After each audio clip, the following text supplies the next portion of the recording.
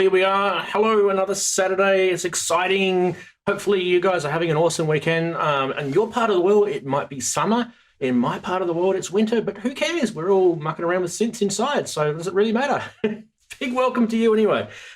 This is my little live stream show, which you've unfortunately just arrived at, and there's some awesome people that have joined me today. We've got some special guests. We'll start off randomly. We'll start off with Jamie first.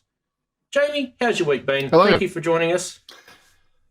Yeah, thank you very much for asking me to come on. It's good to be the other side of it for a change. Yeah, it's awesome Rather to have than you on. I've got a lot of hair, but I usually pull my hair out just before any show. So, yeah, it's good to be on. But no, this week, what have I been doing? Apart from trying to get things working with streaming, as we talked about during the week, messing around with sounds, and I've gone a little bit crazy with the whole sort of Eurorack thing. And I did post an image, actually. So I've, let me see if we can switch it over. So, yeah, that's my little, Wow. I say little modular. It's kind of grown now.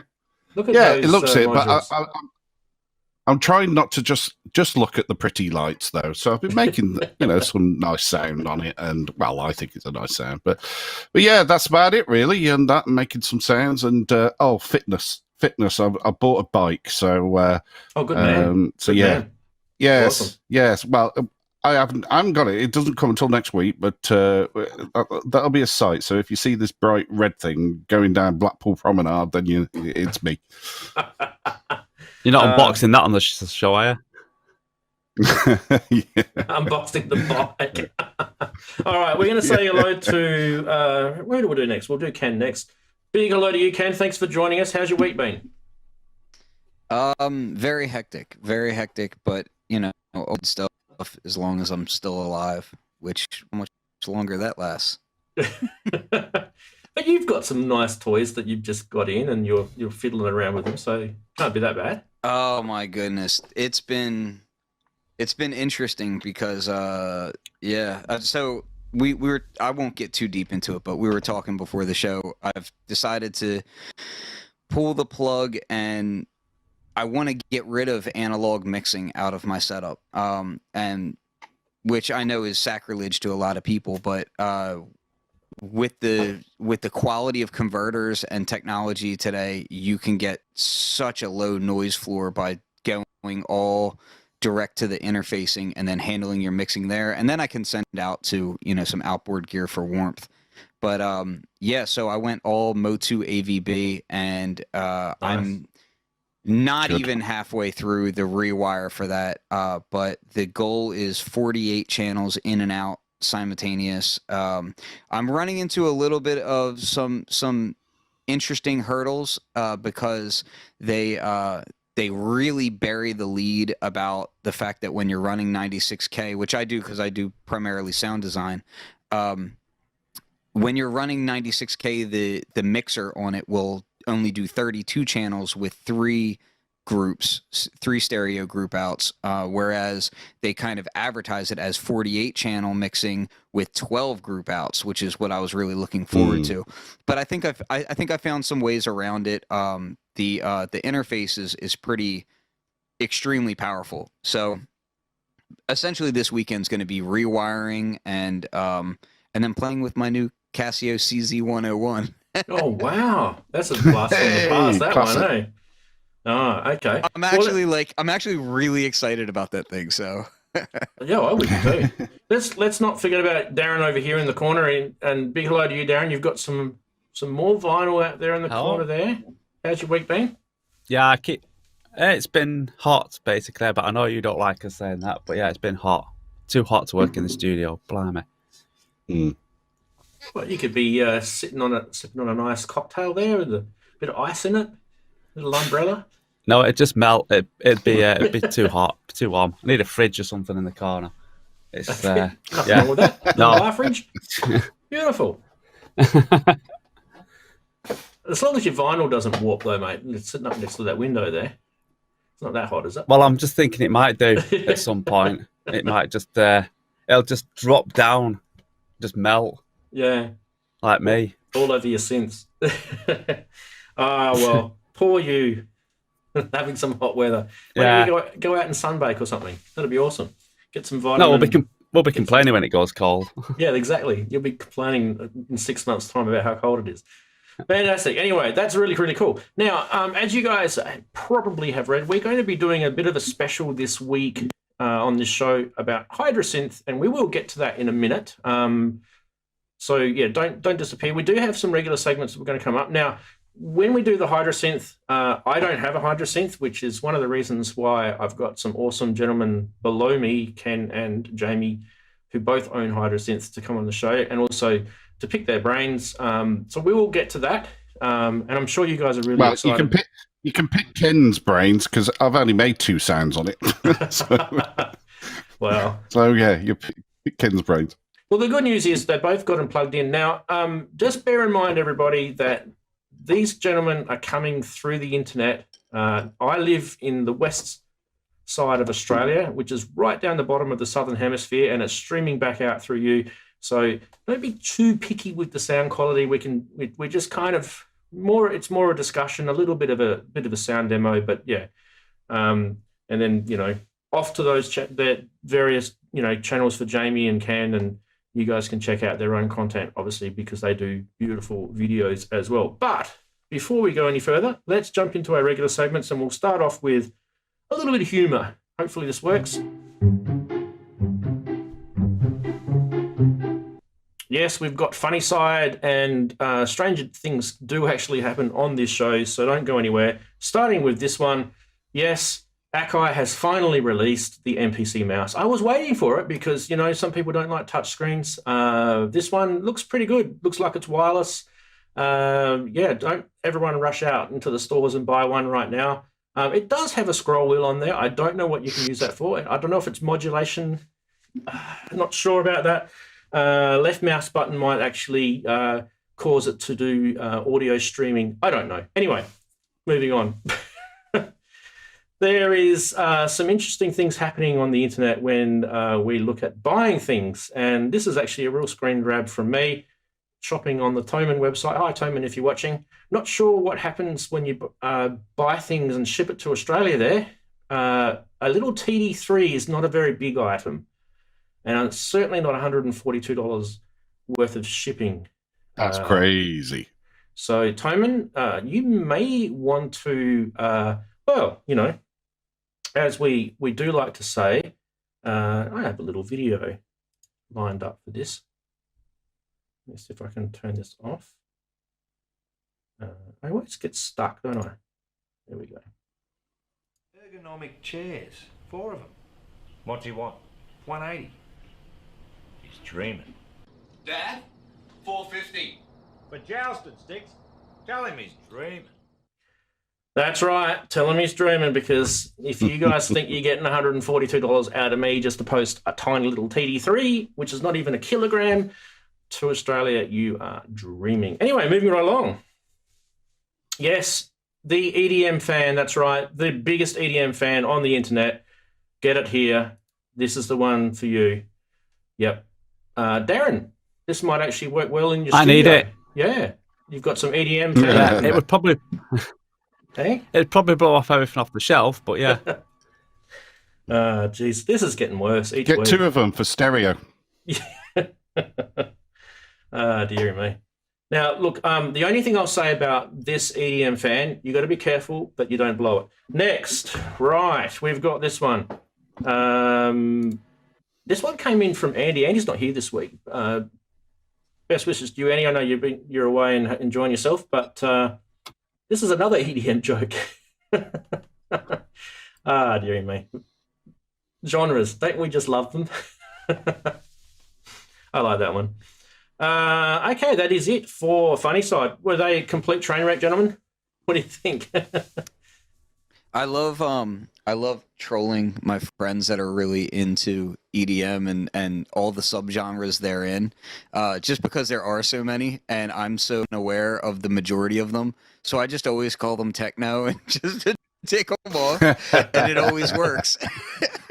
Like I was talking to Brad from Island Instruments, and he's way into house thing, and I always just I troll him and I'm like, nobody listens to techno. What are you talking about? He's just like, it's jungle. And I'm like, what?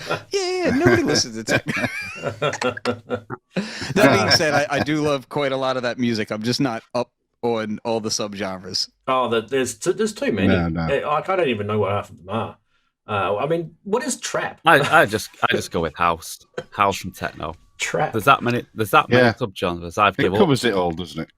Does that mean you get yourself into Yeah. a trap when you I listen to only it? listen to country mumble, so country mumble rap is all I listen to these days.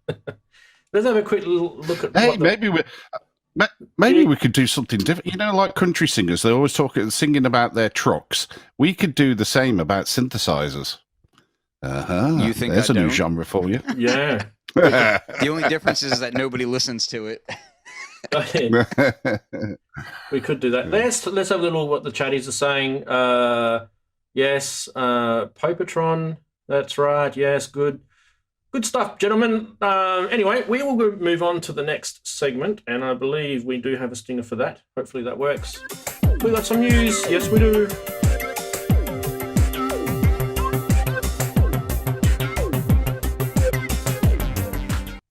Have you been doing your homework, people? Because we do have a bit of news, and the first one that came out this week was like, how many colors do we need for one instrument? But no one's complaining because some of them are translucent. I think the green, and there's a tangerine one there and a red one. The purple one, I believe. There's a couple of different blue ones. That looks pretty cool, I have to admit. I'm actually quite interested in the purple one. Missing I a don't know pink why. one.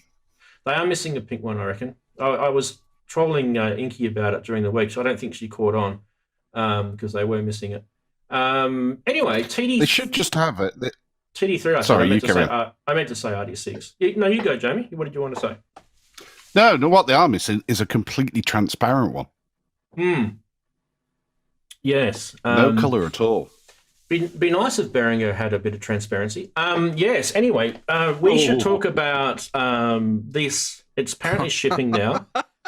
TR-606 clone from Behringer. Yes, they are copying Roland here. And I believe there's people that may want these. No, I was never a real massive fan of the 606. I thought it was a little bit, I don't know, a little bit lackluster. It's not my most favourite drum machine out there, but they do look nice next to the original ones look nice next to the TB303, didn't they? So that was kind of, it was kind of Well, they came out at the same time. Yeah. The 606 and the 303 came out at the same time.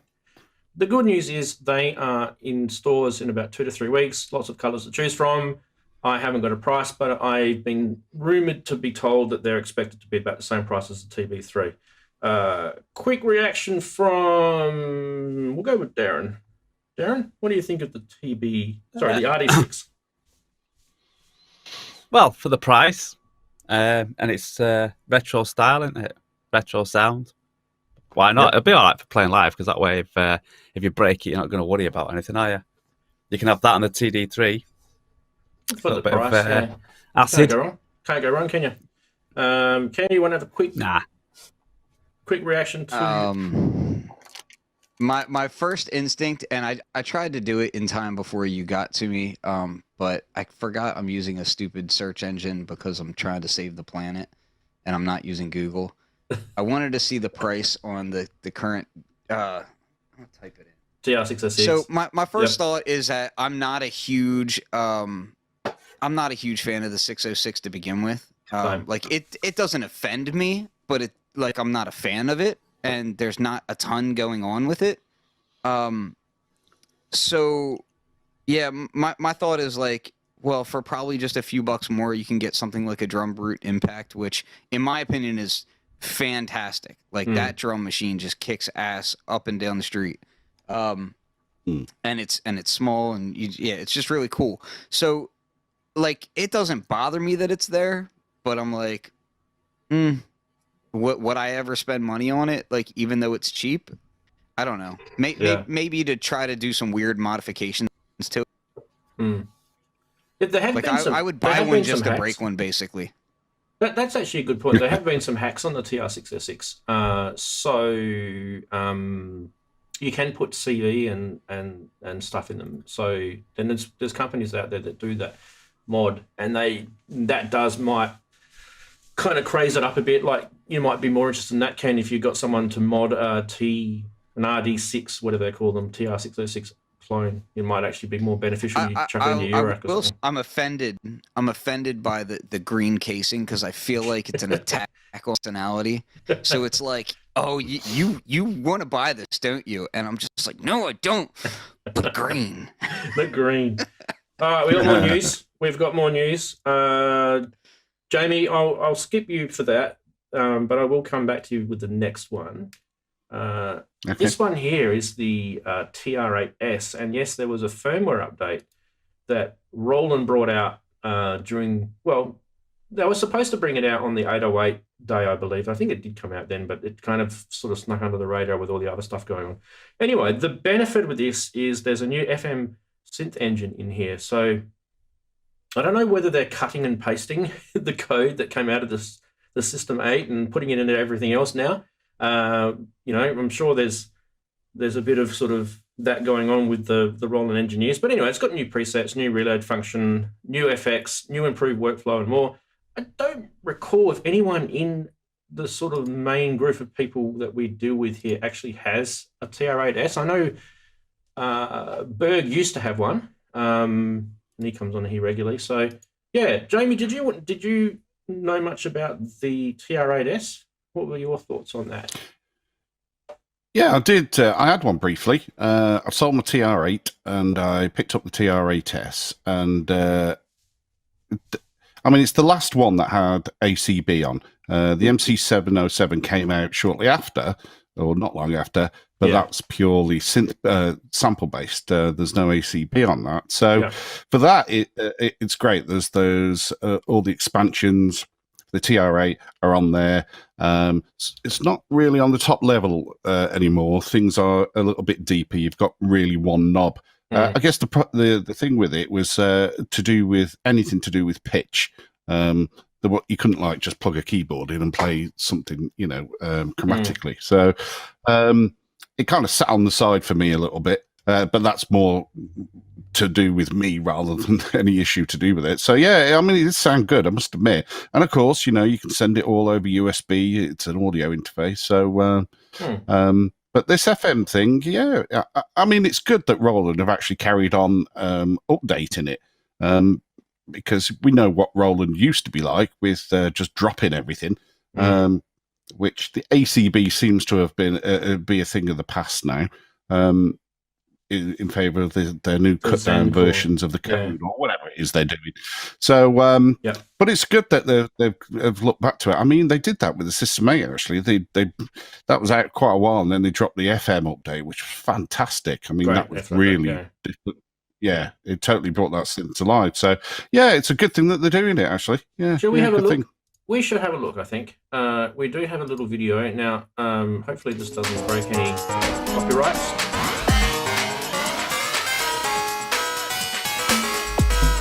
Hello, I'm David from Roland, and this is the Roland TR-8S 2.0 firmware update. So, what is it exactly? Well, the 2.0 update is actually a massive step for the TR-8S because it now comes with an entirely new FM sound engine. So, this lets you create and manipulate sounds in a completely new way. It has several new sounds in each category, including even melodic ones. So, let's check a few of them out. So, I'm going to start with a kick right here. Some snares, percussion, some hi-hats, and finally, just some bass. So now we have a basic beat going and we can start playing around with the new morph parameter. And the morph parameter is essentially kind of like a macro for FM parameters. So it changes several FM parameters with one controller. It will also actually act differently depending on what sound you choose. So let's just mute everything but the bass drum here. And I can play around with the morph on the bass drum. So now, as I go higher, you can hear the bass drum gets more aggressive and distorted as well. And when I go down, it gets softer, and finally, on the bottom, it gets a very slow attack. So let's try it with a snare and see what happens there. Now, on the max level, we have a kind of white noisy feel to the snare sound, but when I turn it down, it gets increasingly more tonal. And on the bass, we get some filter envelope stuff happening and really make it go nice and soft. I'm wondering if they're going to get into the lately bass in there. It's almost quite there, wasn't it? It was almost the lately bass sound there. But I think the cool thing about that was just how much that's kind of changed. I mean, before the TR-8S was more probably what? Pick a sound, you had a little bit of change to it, and you know that would be kind of it, how it worked. But that seems to be a little bit more of a sound designer's realm there, and I don't know, that kind of would excite people, especially the owners of the TR-8S. So yeah, I don't know whether it's actually an FM engine or it's just like an effect that is applied to the existing thing. Whereas like System 8 had actual FM waveforms. So I don't think it's the same sort of thing. But yeah, I mean, you know, I think someone in the chat room though is when Apple go over to their new chip, whether Roland will update it with a driver, because of course there's nothing, you know, it's not class compliant, any of Roland gear, so things stop working, don't they? Who knows? Yeah, well, I mean, let's not go down that rabbit hole with Apple right now, because that will just take the whole show. Yeah, you literally just like gave me a panic attack. Yeah, let's just not do it. I think what we'll do, Daren, now I know you don't have a TR-8S. Does that now kind of make you gas for one, or do you think that it's still... What do you think? No, I wouldn't say I gas for one, though. That's good that they're doing it. Will it make it to version 3.0? That's the question, because you know what they're like. As soon as they come up with something else, they'll start to... I don't know. I'll just stick with my TR-8, I think. Yeah. But, you know, good on them for doing a V2. Yeah. Good for them doing a V2, though. Yeah. Firmware update, because, like I think it was Jamie said, you never know what Roland's going to do. If they come up with a new idea, everything just gets chucked to the waistline. So, we'll see. Yeah. Beautiful. All right, let's move along. We do have a little bit more. We actually now have the... is this the JSI Progue? Yeah, the JSI Progue is a proposed DIY project under development from a company called JSI, and they are making this thing a cross between a Moog Prodigy and a Moog Rogue, which is why it's called the Progue. It'll probably be available most likely at the end of the year. There is a video, so I don't have any price information or anything other than what is on this video. So we might as well just go check the video out first and see what it sounds like.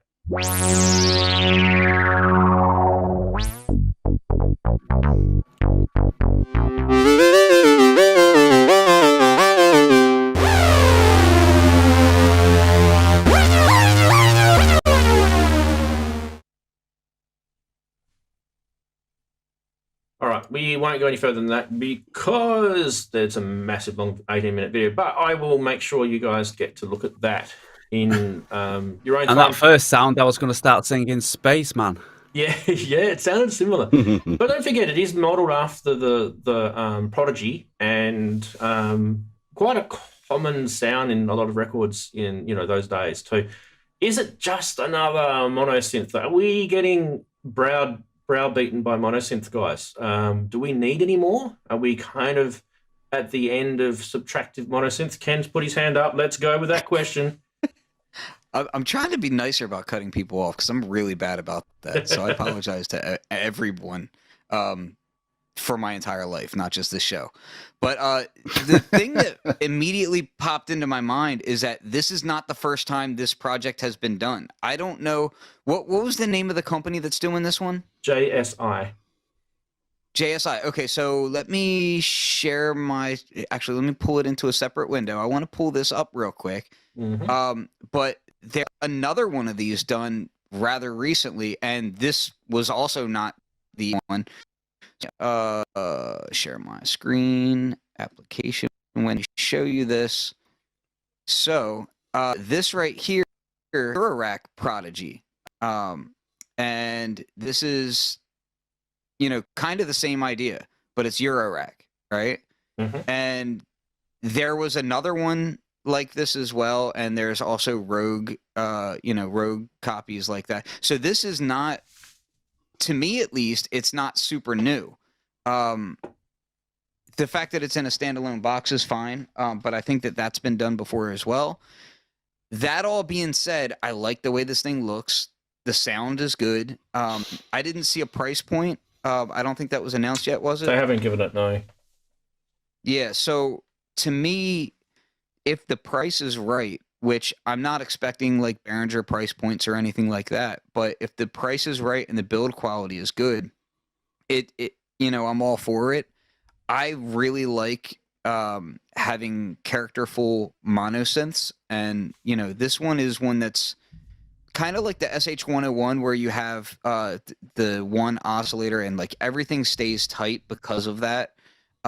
That's kind of how I feel about this. Like, they're great bass synthesizers. Yeah. So, it's nice to see that not everybody is using the same synths anymore. And really, ever since like the mini MS-20 and the mini Brute came out, like there's been this exponential curve of monosynths coming out. And whereas it used to be we were all using, maybe 5 different monosynths, now it's like there's so many different ones. And that's a cool thing. That being said, would I be buying one? I'm not so sure unless I heard it in person and it really wowed me. Yeah, and the other thing too is you'd have to make it because it is DIY. I do like DIY stuff. To me, that's like a lot of people get like beat block and that sort of thing. DIY kits are a great way to get rid of beat block. So just take a step away from the studio for a while. You're doing something productive for your studio. You're building a piece of gear, and you're using a different part of your brain and exercising a different part of your brain. And then when you're done, the beat block tends to go away because you've been exercising a completely different part of your brain while resting the music side of your brain. So I really like doing DIY kits. Yeah, awesome.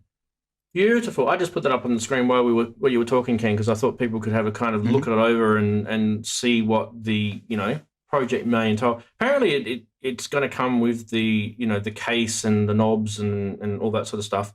But yeah. Anyway, Jamie, what do you think about analog synths and the fact that there just seems to be so many now, analog monosynths? Well, you're totally right. There are, and as we know, Behringer have kind of skewed the market a little bit now. Especially when you try and think how much a synth should be. But still, it's always it's down to your choice whether you like it, whether it, excuse the pun, resonates with you. I love this actually. I think it sounds great. I don't know if you can get the video back up and skip to 10 minutes 20. Yeah, the bass on it. It's just your classic type of 80s synth pop type of bass sound, and I really like it. So yeah, if you want to maybe play that. Yep, I'll just grab it now. I've got to keep your lovely face up there until I get it all set up, and then we'll go across. 10 minutes 20, you reckon? Yeah. Okay, here we go.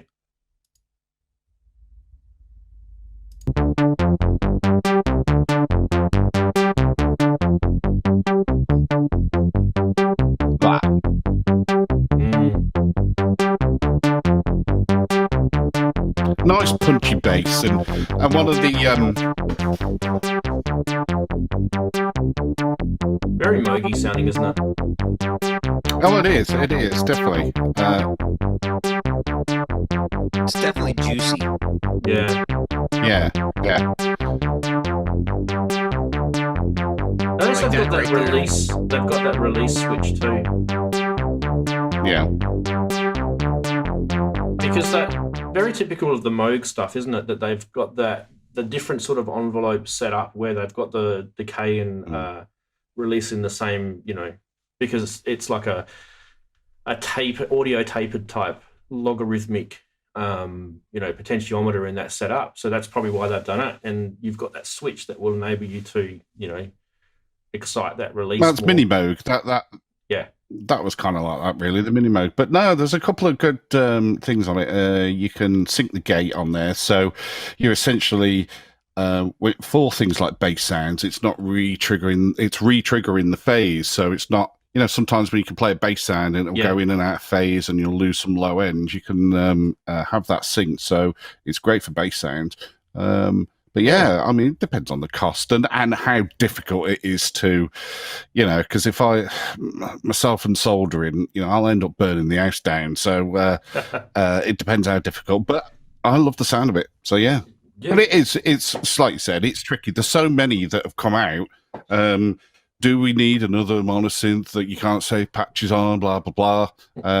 I mean, if anything, you can get that type of sound to a degree and even better, something like that, and you can store the patches. So, Hold it up again, Jamie. Who knows? That's the Moog, was the... Siren. Siren, that's right, yes. Okay, yes. That's quite new, isn't it, that one? Lovely synth. I don't think I ever listened to that It's a much. lovely synth. Lovely, is it? Beautiful. Yeah, it's beautiful. Yeah. Daren, did you want to make a comment about the JSI Progue? Pretty much what Jamie said, really.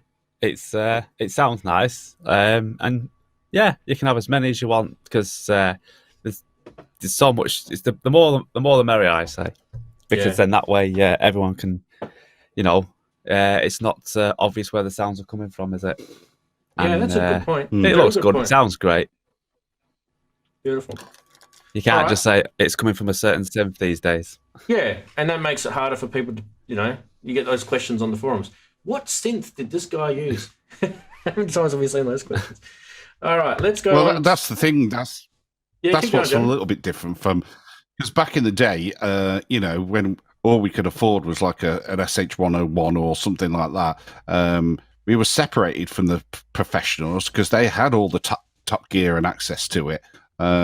Whereas now we've all met in the middle a little bit, and we've, artists have the same sound sources as, someone, you go into work and you do it as a hobby. So that's one thing that's very different now these days. But yeah, there's so much gear now, isn't there? It's, artists wallpaper on your house in it. I've heard that they're now recording their music on Mars, and there's a special secret flight that they go up there with. I mean, who knows what the special stuff that artists get these days? But yeah, you're right, Jamie. I think we've all kind of on a happy medium now, which is probably good. But yeah, I actually want to bring up a similar point a bit later in the show, but I will go to the next thing, which is this one, which is the Ritmobox by a Russian developer called AVP Synths. Have you heard of this company? It just does so Russian, doesn't it? I was about to say, is it from Russia? Yeah. So, who's heard of these guys? I don't think I've ever heard of them before. Anyway, this thing is an analog-inspired drum synthesizer. Now, I don't know why they say this in their marketing, analog-inspired. It's actually analog. So I don't know how inspired you can get when it's actually analog. It's pretty inspired. But drum synthesizer is probably the more important word here because it actually it's a performance instrument. Now, we were talking just before about another analog thing where you can't save patches. This one is one of those. You move a knob, and that is like where it stays until you move it again. It's supposed to be, the guy that developed it sort of said, look, I want people to play these live with no menus. It has 5 sound channels. It's got the closed hat, open hat, and 3 generators called G1, G2, and G3. And that's where the magic is, I guess, on those generators. So and a tempo, not knowing what tempo it is by the look of it. It does have a tempo, but that would probably be it. Look, it does actually have there's a bit of photo somewhere. I don't know if I can find it. I don't know if I've got it. There's a photo of it at the back where that's what I was about to ask. Yeah. Yes, it does. Here we go. I'll show you guys. So let's turn that one off and turn that one on. It does have MIDI, and it does have it doesn't have CV, but notice that's what I was really. That's what blew me away is that it didn't have CV. It didn't have same. But it does have individual outs. So notice that all of the 5 channels actually has its own separate output, which one of the things I love about the drum group is the individual outs, and a few other drum machines that have got individual outs as well, I think. And the individual outs are on the small jacks. They're on the small jacks, which means that you could probably pipe those through to your Euro rack. Now, there was a video on this one. Let me see if I can grab this. I've got a video still playing in the background, which is probably killing my internet. Okay, here we go. I love it when they do videos.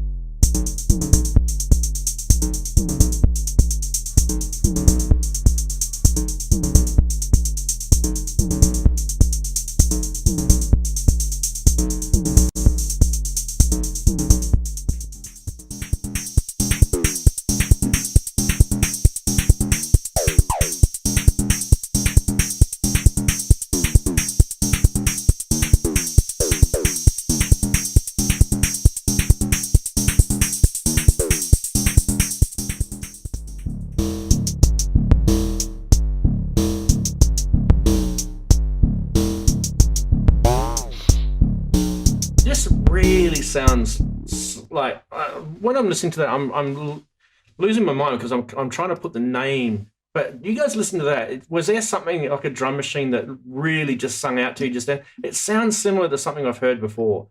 Can you guys? It reminds me a little bit of the Vermona. Vermona, that's the one. Yeah, the Vermona. Yeah, it's got that kind of. But here's the thing that I was trying to find out, and I didn't have time to dig too deep into it. But the MIDI. It seemed to me like that was mostly just note trigger and then clocking, but not like all your controls are not MIDI, correct? I believe that they're not coupled. Yeah, but you can pitch. And on the pitch on the Vermona, that's all you can do all that with MIDI, which is fantastic. Like the Vermona is really impressive for what it is, and I feel like people kind of forgot about how dope that thing is. But this, I'm looking at it like I like it for what it is, but at the same time, I'm like, man, like if you're not gonna let me MIDI those knobs, and you got to let me CV them, like you got to let me do something with them, because when they're just stagnant, yeah, you can do like a live performance thing on it, but when you're trying to do like 4 channels or more, doing that, like that's a bit hectic. So yeah, I don't know. And Mr. Mack in here says analog drums are a bit boring, to be honest. They're not when you can modulate them. When you can modulate that stuff, they're fantastic. But when you can't, then it becomes what it is. And then for me personally, at least, analog drums become a layer source. So like I'll layer them with some acoustic or samples or whatever else. But if you can modulate, like I use my modular drum machine behind me, and with that I'm usually at least modulating a few parameters. I like to modulate like the FM on a drum sound. I like to modulate the attack and decay, that sort of stuff. So for me, for this to be something that I would really like want to pay, a good dollar for, it's got to be able to modulate. So speaking of the Ramona, that was what that looked like. DR1, was that the right one? Mm-hmm. DRM1, sorry. Yeah, and you can get that with analog triggers. But yeah, the MIDI, those knobs actually transmit and receive MIDI, so you can get fancy with that thing. I think that the kind of the cool thing about this one though, because I mean we are really talking about this one, which is the AVP Ritmobox. I did notice that there were some things in here, like you can adjust things like sweep and pulse and decay and rate. It would have some sort of LFO in there. So there, like you're saying, there is modulation in this, and I mean, like that may mean, especially with those G1 to G3 sound tonal generators, and that would probably be it. Now, the price of this, it's available pretty much in about 2 weeks' time, €550. So you could probably argue that it's slightly cheaper, but not much. I mean, if you compare that to the DRM, there's a lot more going on there, isn't there? So maybe a little bit out of price. What do you think, Jamie? Did you have a chance to look at the AVP Ritmobox? I did actually, yeah. Yeah, I totally agree with what Ken's saying about not having any sort of modulation points in there, even, some CV. Because it's a shame, because there's quite a lot of synthesis on there for each of the generators. You know what it's like sometimes with analog synths, you might get a few controls if you're lucky. But this has got quite a lot on it. And it's good having the out. But what I did notice actually is I'd never heard of them before. So I looked on the channel, and there's a bigger brother to this synth, which has got a heck of a lot more on it, and stereo as well. Because that's one of my bugbears about analog synths is like, just if you want to just use the main out, it's just like a mono. They don't put stereo on analog drum machines, so you have to use the individuals. So, but yeah, I think the bigger brother one was more interesting to me. It's really mad. I don't know if you can have a look on his YouTube channel, but if not, then I'd definitely check out that channel because it did sound really great. You know, I didn't see the bigger brother, probably because I didn't delve into his YouTube channel, but I did delve into his website, and he's only got the Ritmobox on his website that I could see. Right. There wasn't like a products page and showing all previous products, so maybe I didn't look at it properly. But yeah. Well, I've got one of the RD-8s, the Behringer ones, and I'm happy with that. I use the individual outs going into like an XR18 mixer, and I use it as a sub mixer. So it can sound really, really good that way. But other than that, samples or machine's great for me. Yeah. And Daren, what do you think about this Russian, drum machine, the Ritmobox? I like it having all the individual outs. But like everyone's saying, you just can't modulate any of the knobs whatsoever, and it's just like, but that's what you want to do. So yeah, it's good. It's good. But like I say, if they did just like Ken said, CV or CC MIDI would have been brilliant. But like you say, at the end of the day, you sort of just stuck there with, a drum machine for playing live as such, without any modulation on it, unless you've got 16 hands. You couldn't employ like a child or something to wiggle the knobs for you while you stand there and twiddle the knobs for you. Yeah, that sounds a bit odd. Let's leave it. Let's leave it. You'll get arrested. We will leave that. Dear me. Where did that go quickly badly? All right, let's go on to the next segment now. For those who are watching, I think it's time for a beer. Yes, I'm going to make a beer. It's late at night here, so I'm completely allowed. Ken, don't feel guilty. I know it's early in the morning for you. I'm just having cold brew coffee right now. I was gonna pour some bourbon in it, but I didn't because I'm on a diet. You weren't that angry. You weren't angry enough. Diet. All right, here we go. Look at that. Cheers, everyone. Okay, next segment we have. Yeah, Ken, did you want to quickly say something? I was just gonna say if those audio issues I was having before the show had continued, it would have been full on. Beautiful. All right, we do have some interesting things coming up this week with scams. And I don't normally show actual scams on here, but I thought, someone said to me, why don't you actually show a scam? Okay, well, here you go. This is what they look like. So here is a real eBay user who's hacked into someone else's eBay account, trying to sell I think in this case it was a couple of different things, trying to sell a Moog grandmother, and then the more recent one was the Behringer Neutron, I think, which is where he got picked up. And I think it's now been banned, this account, and the original owner, we don't even know. But this is kind of buyer beware, someone basically selling a synth, doesn't even actually own it, and not refunding the money. And in this case, there was 3 transactions of just over 600 US, and then another transaction of 190 US. So there's a lot of money that's hit this person's account. I don't know if they ever got returned or not, but yeah, interesting to see a real scam. So that's what they actually look like. Now, the more fun part of this is to laugh about when people are dreaming about prices. And I think this time we are going to look at Jupiter 8s. So this one is the... Do Jupiter 8s really deserve 23,000 US, Ken? I really don't think so. Like, that is just, it's getting stupid. You would really just have to want one of these, wouldn't you, for that sort of price?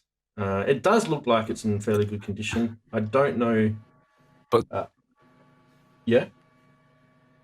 I was just going to say, 2 weeks later, you need to repair it. Yeah, yeah, exactly. These things are all getting to the point where, like, corrosion is really setting into things, and Yeah. like unless you get it really well, well gone over by a proper tech, you never know. And then even then, you can still have issues. I don't think I've got to be honest with you. I love this stuff, but I really think in like 10, 15 years time, a lot of the people who grew up loving the Samsung things, and the reason why these things are so expensive is because they were used on very specific records during a time when it was, there was a finite amount of synths and that sort of thing, which we're not dealing with now.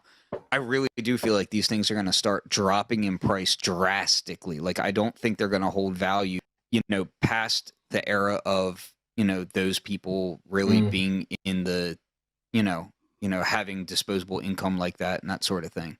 Let's have a look at this one. This is also a Jupiter 8, and this one's in Australian dollars. Wow. I mean, come on. That's beautiful. In Australia, you can actually buy a couple of cars. Sounds like 2 Jupiter 4s welded together. Anyway, he only put 2 images. I mean, for $39,000, you'd think you could put more than 1 or 2 images up there. Come on, that's just. We give it a wipe down at least as well. Fingerprints off of it. All right, and this is the one that really got me laughing. So this is the ARP 2600 by Korg, and we're already seeing them being sold again. And this one's in Australian dollars. I can convert it for you guys if you want. So they're flipping that for like double the price. Yeah, yeah, they're doing it in. Yep. Sorry, there's one on UK eBay that's about £6,300 or something. So pretty much double the price.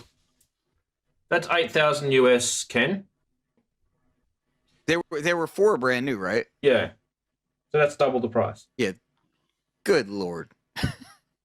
Because they're not making anymore. Well, that's actually not true. Someone told me that they're not making it, but that's not true. They are.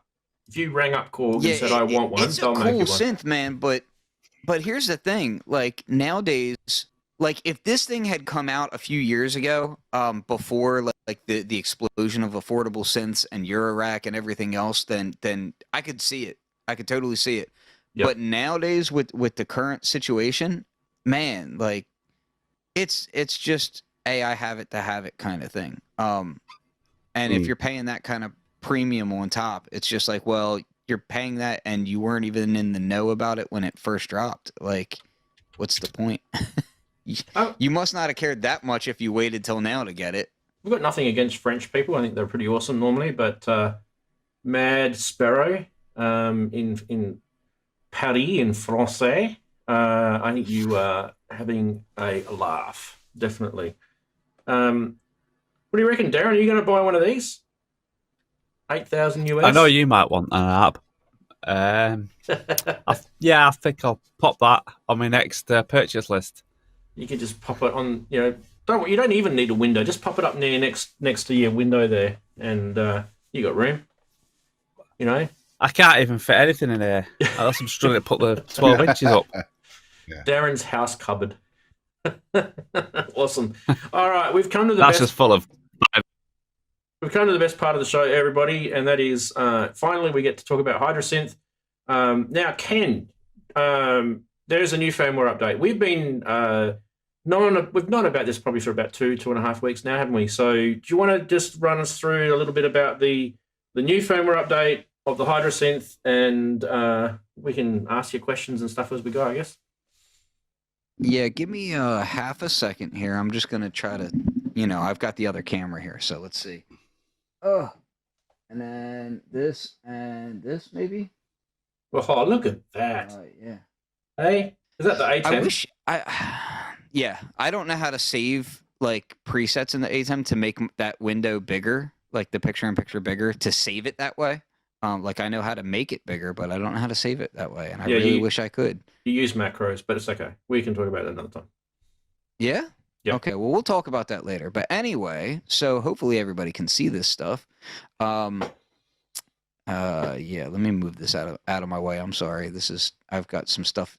So I'll talk about what's going on first. So the update essentially is giving us a ton of features. Like the main things about it that really got me excited was the fact that there's envelope triggering and MIDI CC now. So a lot of people were having issue with the fact that everything on here is NRPN.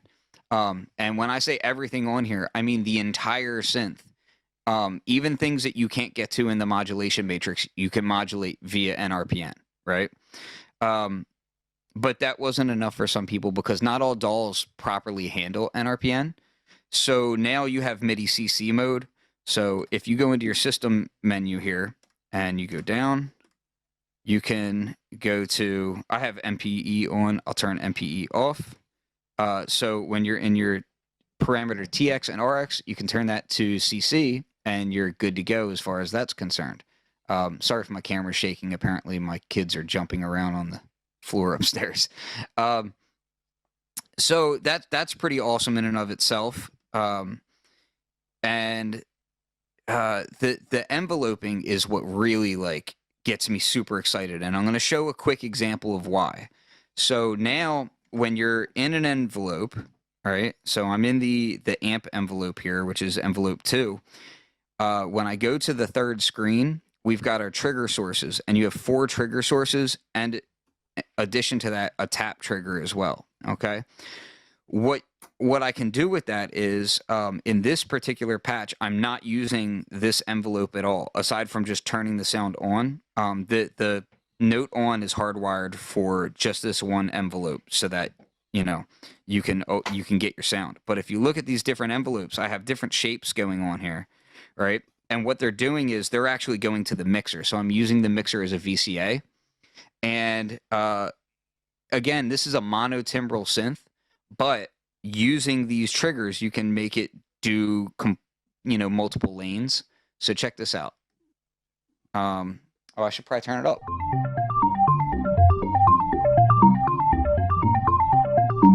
So right now you're hearing each oscillator and the ring mod are getting their own envelope and they're getting their own pitch. So that feeds into the other new feature, which is in the LFOs. We've always had the step LFO, but now in addition to that, you have the ability to do semi-lock, and you have up to 64 steps, okay? So what that means is when you have semi-lock on, I can go to step edit, right? And you can change the steps in semitones via the knobs, or you can just press a step, and let's say step 7 here is +7 semitones. I can press this and drop it down here, and now it's down an octave. So what you can do is you can have your LFO triggering its clock to your envelopes. So if I go to envelope 1 here and I go to the trigger source, you'll see that I have LFO 2 is actually triggering this envelope. If I go to envelope 3, LFO 3 is triggering that source there. So I'm able to get all these different triggers happening in time with the pitch changes that are coming from those step LFOs. So it's essentially like having 5 sequencers built into it, and this is in addition to your arpeggiator. So when I press the key, and it's still polyphonic, so I can press, watch, I'll press an octave above.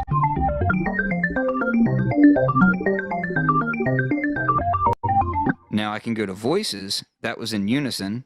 Let's go to poly. I've got some interesting stereo stuff going on here too, so. And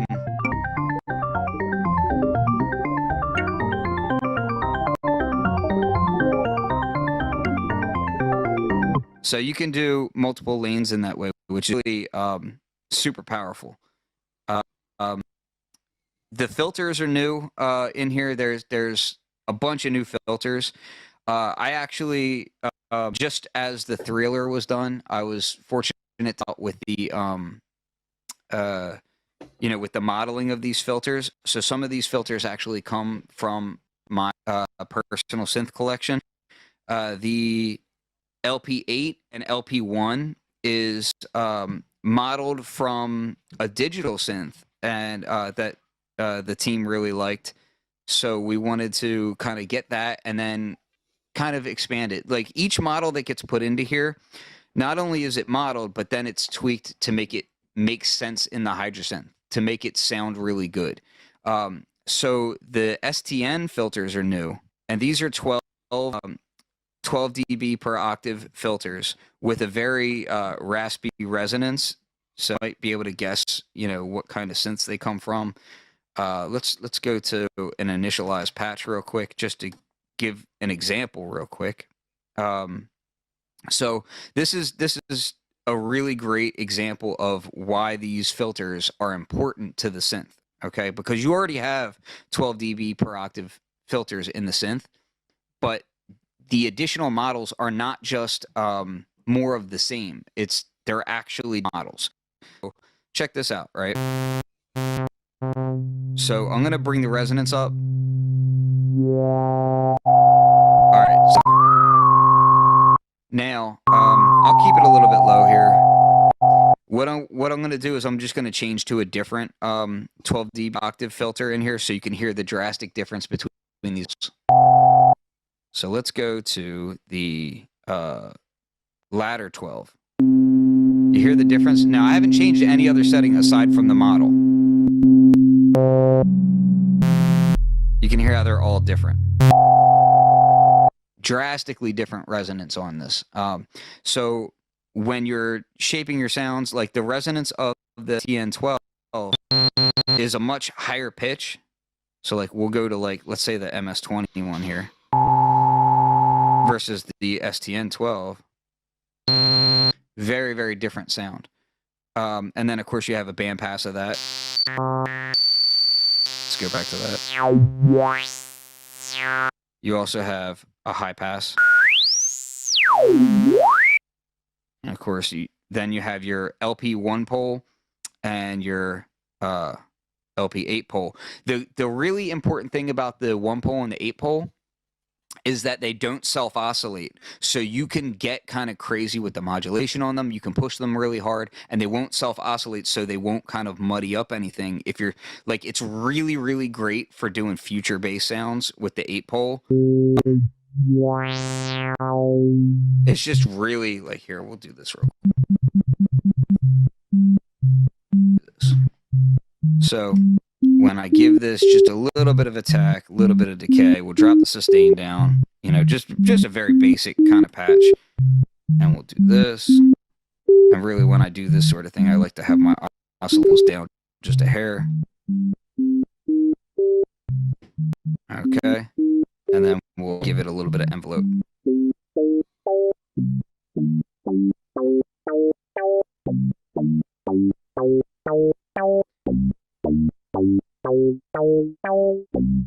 So yeah, it's just a very controllable filter that really gets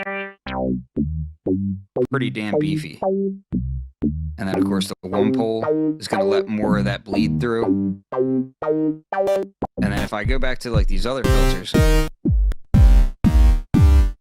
just a drastic difference. So those are just a few of these. Like, I'm not going to go over everything because 1.5 is a huge update. Microtonal scales are in here now, which is really fun for if you're doing cool arpeggiations and stuff.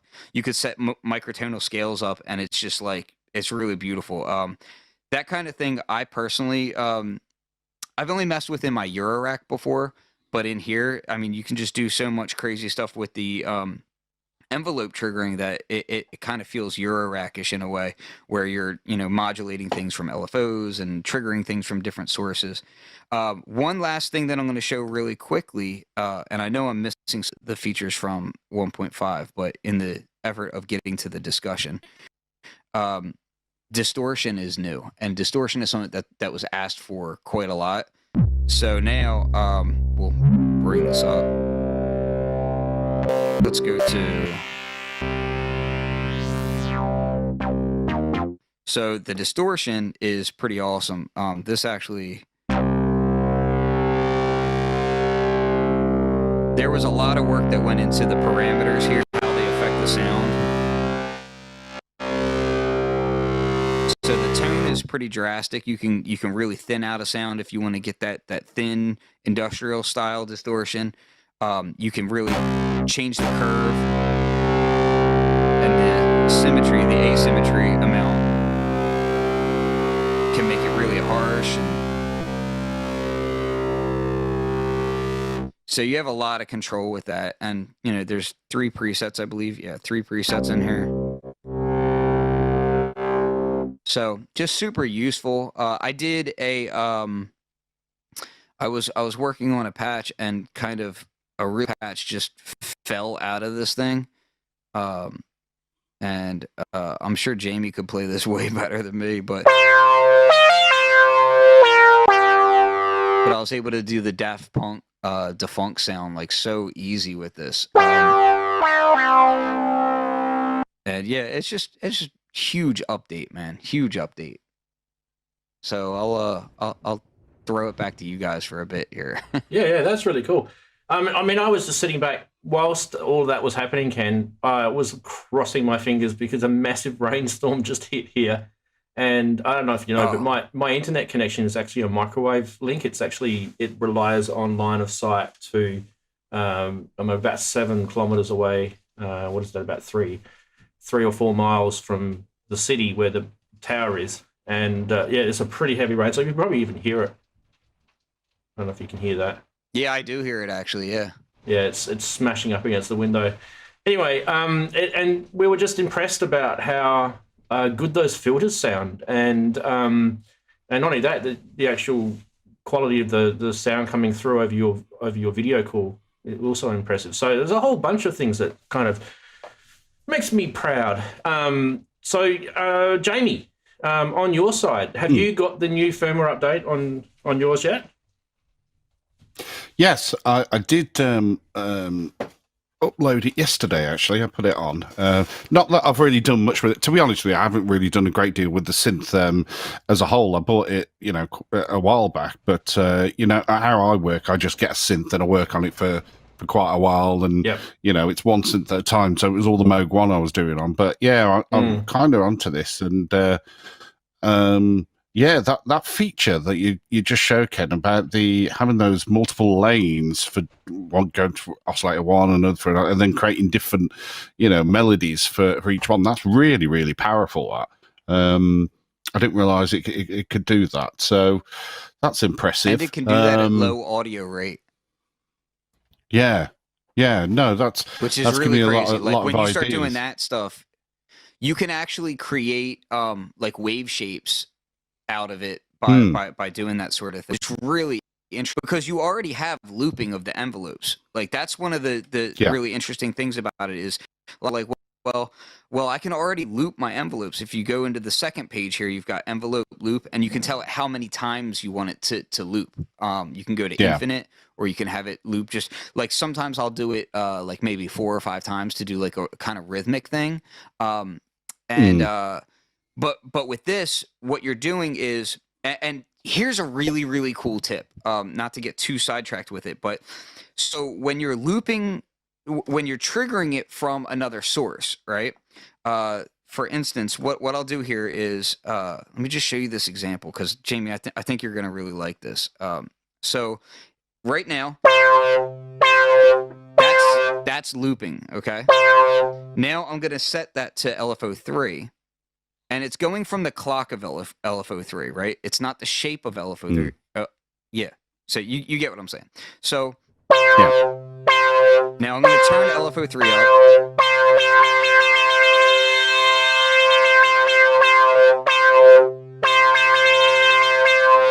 And because it's looping, you can do things like if you slow it down, you can get syncopation. Everything is BPM syncable. So most synths, you can't do this.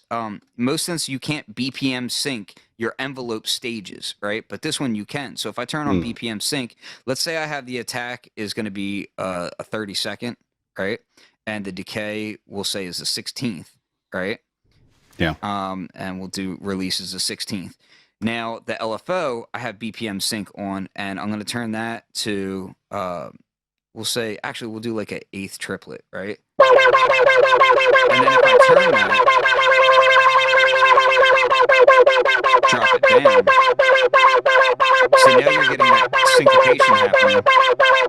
Yeah.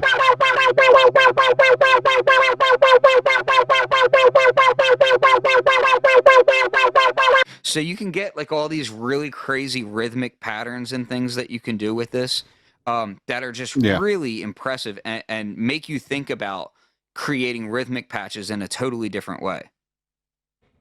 Now, I wonder, can you actually, say, for instance, in that scenario, then apply an envelope to that rate so you could have it going over time? Yeah, Exactly. Okay, So that's so interesting. that patch that I was Does that showing work with it earlier? synced? Yeah. Well, hold on. That's what I was going to say. So yes, it does. But that patch that I was showing earlier, what I actually did, I don't know if it's in that patch, in that version of the one that I saved. Yeah, it is, I believe. So I have sync and I have rate. And what I did is I have another LFO controlling it so that I can actually make them stutter. Like, so if I turn this up.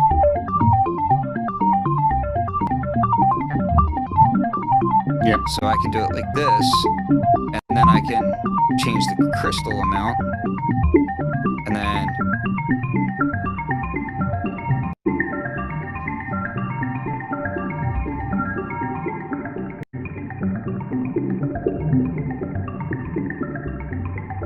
we can bring this up.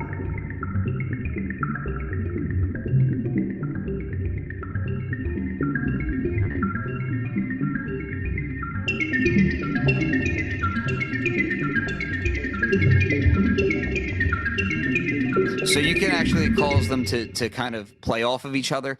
And another really this is an outside of the box trick with it. And when I say outside of the box, I mean literally outside of the box. So if you take a patch cable and you go from mod 1 output to mod 1 input, right? What you can do is, so you remember how I was saying that you can trigger the envelopes from the clock of the LFOs? Well, if you do it this way, you can then set your envelopes, instead of directly from the LFO, you would set it to the mod, right? And then if you set a sample and hold, it's only triggering your envelope when the signal goes high. So then you could have a sample and hold, and it would be adding in like random, you know? So you could kind of, you see what I mean? By going out the mod out to the mod in, you're actually sending it signal as opposed to clock. And then you can attenuate that, and you can do all kinds of other things. You can attenuate it right from inside the synth. And that'll allow you, know, if you have the level here, you can kind of do that stuff. So you can do really like truly modular style synthesis with this, which is absurd. Well, that was what it reminded me of, that sound. As you were going through it there with the effects and everything, it did remind me of, that's like a digital, you know, oscillator or something within a Eurorack. It kind of give me that kind of sound, that impression, that movement. So, yeah, I'm looking forward to getting into it. I mean, I've only made 2 sounds on this already, so, and in fact, they're all work in progress. So yeah, it's a very good synth, that's for sure. Let's have a listen to It's yours, great that Jamie. this type of. Well, I've only been working on a pad, or 2, as I do. Pads are my thing, as everyone knows. But this is what I've done. It's just the usual oscillators. I'm using both filters to then. It sounds a bit like a phaser, but it isn't. It's actually moving from one filter to the other. And I've set up a macro. So, but it's a kind of like a choiry sound.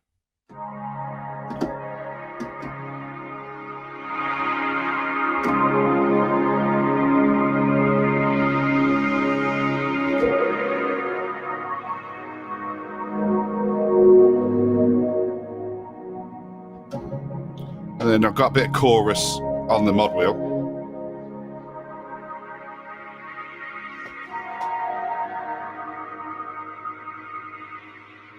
And then a macro.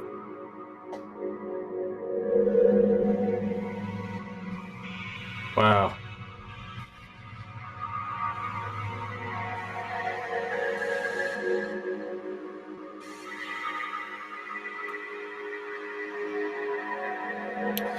So it's only like a subtle sound that I'm sort of doing. There's that, and then this other thing.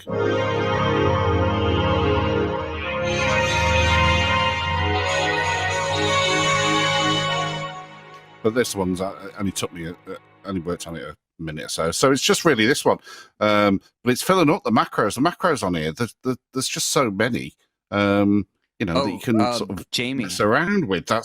It's mental. You can't use that as something in the new thing. The macros are a destination now or something or other. Yeah, that's what I was just about to say, is that you can macro your macros from your macros, and then you can modulate your macros. So, Yeah. you can, You can end up crazy going back in time, aren't you? Yeah, dude, That's a paradox synth. What's really crazy about that is if you go into your macros, I mean, you've got an absurd amount. You've got 8 destinations for one macro, but then you can macro multiple macros to one macro. So yeah, it just gets so infinitely deep. And then you could throw a LFO or envelope to that macro, which is pretty wild. Another really good tip, Jamie, I don't know if you saw this, is one of the new features in here is now you can set up your mod destinations directly from the buttons. Let me zoom out a little so people can see what I'm talking about here. And I know it's going to get blurry for a hot second. I'll try to. I don't know if this is going to get better or worse, but you don't really need to see what I'm doing. Like, you just need to see the buttons over here. So essentially, if I go into, let's say I go into, let me do a different patch that's a little bit more regular. Here, we'll do,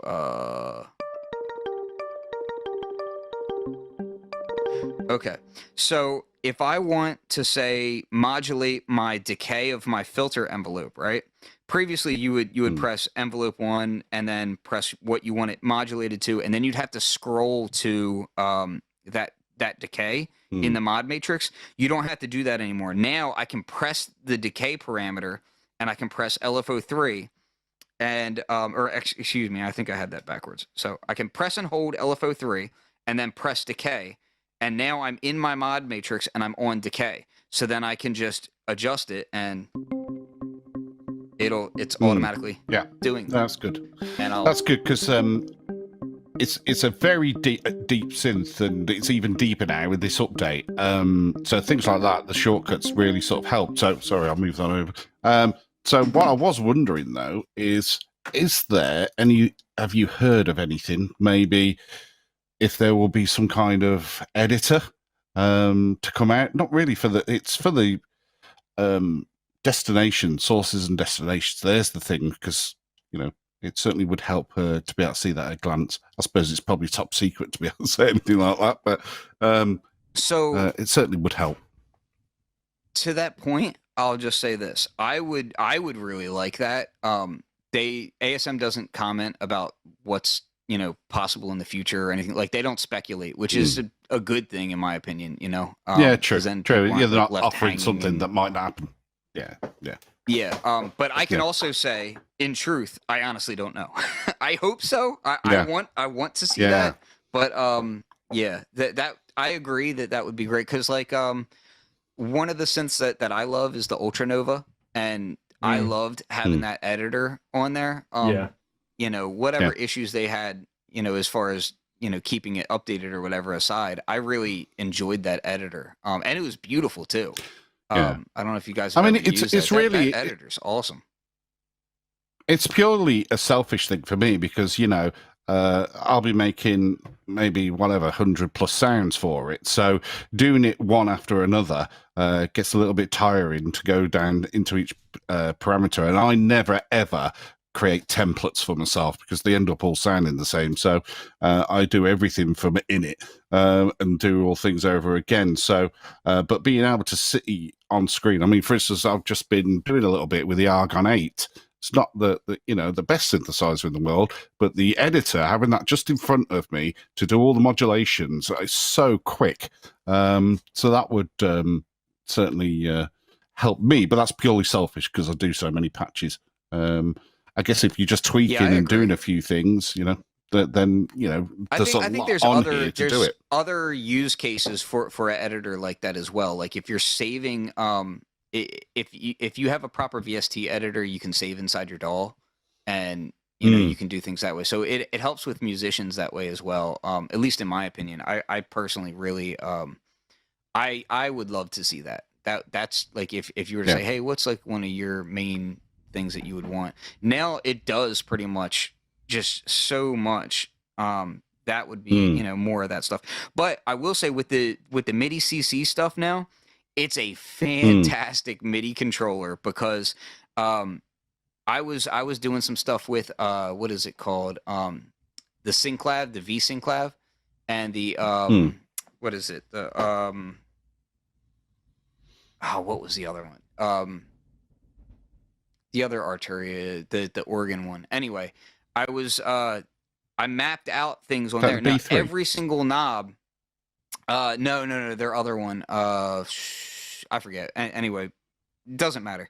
The So all the knobs send MIDI CC, and when I say all the knobs, you're like, oh, well, there's 8 on the front, plus you have your cutoff resonance drive and that sort of thing on there. What I mean by that is if you go into oscillator and you turn, you know, a knob, if you go into and you turn a knob, if you go into envelope and you turn a knob, there's a few that aren't there because there's only 128 mils that you can do that, 128 MIDI CCs that you can do that with. You can use that to set up MIDI controls for other synths, which is super powerful. And then on top of that, you can set your macros up to MIDI CCs as well, and name them whatever you want them to be. So that allows you to do some really, you know, just powerful things as far as stuff, which is super fun. No, that sounds great. Yeah, I'm going to.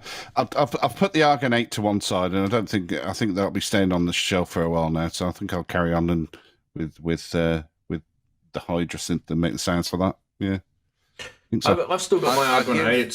It's sitting kind of behind my little UO rack thing there, on a little sort of stand. But you know, I'm trying to at the moment, trying to fit in my budget the Hydrasynth, and each time Ken talks about it, each time you talk about it, and anyone else talks about it, I think JX3D's in the chat room, he's got one, a few others have got them as well. I just keep getting closer and closer to pulling the trigger on getting one. Now what I'm going to do is I think it's a great time to end what we will call the main show, but what I want to do is I want everyone to stay around who's watching this live. And after we go, there's a little sort of segment where I'll play the end titles. Stay around. What I want to do then is I want this to be a bit more interactive with you guys in the chat. I want you guys in the chat to ask your questions. You know, you've got some good brains here about the Hydrasynth. If you've got any questions, if you actually own one, it's a good time to ask. And if you don't, and you're thinking of buying one, that's also a good Q&A segment, and I'm sure Ken and Jamie would like to, you know, share their knowledge about synthesizers and why they bought them and everything like that. So what we'll do is we'll say a virtual goodbye to everyone who's watching on the YouTube replay, and just remember that if you're watching this and you think to yourself, I want more, and I'm watching this and it's going to end now, well, you can head on over to my Patreon and you can watch the rest of the show in its full, just like a few of the guys do who are already in the chat, or you can watch it live. There's your choice. So either be there when it's actually showing live, or head on over to the Patreon if you can't make it. Anyway, can I give a quick shout to a couple of things? Yep. One, I've been putting up a lot of content for Instagram. So if you go to why'd that go to sleep? I don't know. So I've been putting up a lot of stuff on like tips and whatnot on Instagram at Flux302, and you can also check out the YouTube channel, which is Flux with it, youtube.com/Flux with it, and all that good stuff. So you can check that out. Yes, and don't forget too, there will be links to Ken's, Jamie's, and Darren's YouTube channel in the description. I think they're already there. If they're not, they'll definitely be there by the time you're watching this anyway. So virtual wave, guys, and we will see everyone else on the other side of this little sort of thing that we're going to play right now. And I always get it wrong. But anyway, let's get it right.